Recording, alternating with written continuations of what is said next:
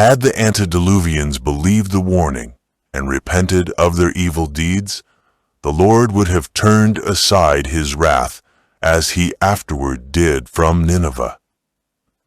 But by their obstinate resistance to the reproofs of conscience and the warnings of God's prophet, that generation filled up the measure of their iniquity and became ripe for destruction. The period of their probation was about to expire. Noah had faithfully followed the instructions which he had received from God. The ark was finished in every part as the Lord had directed, and was stored with food for man and beast. And now the servant of God made his last solemn appeal to the people.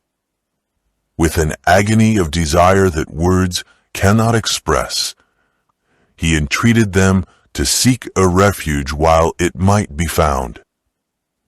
Again they rejected his words and raised their voices in jest and scoffing.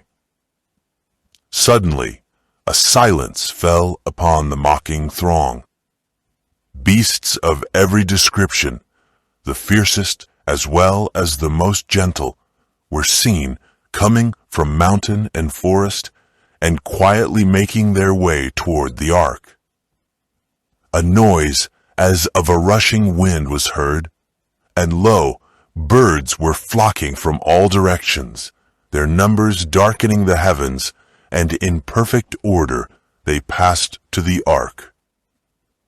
Animals obeyed the command of God, while men were disobedient. Guided by holy angels, they went in two and two unto Noah into the ark, and the clean beasts by sevens. The world looked on in wonder, some in fear. Philosophers were called upon to account for the singular occurrence, but in vain. It was a mystery which they could not fathom. But men had become so hardened by their persistent rejection of light that even this scene produced but a momentary impression. As the doomed race beheld the sun shining in its glory, and the earth clad in almost Eden beauty, they banished their rising fears by boisterous merriment, and by their deeds of violence they seemed to invite upon themselves the visitation of the already awakened wrath of God. God commanded Noah, "Come thou and all thy house into the ark, for thee have I seen righteous before me in this generation."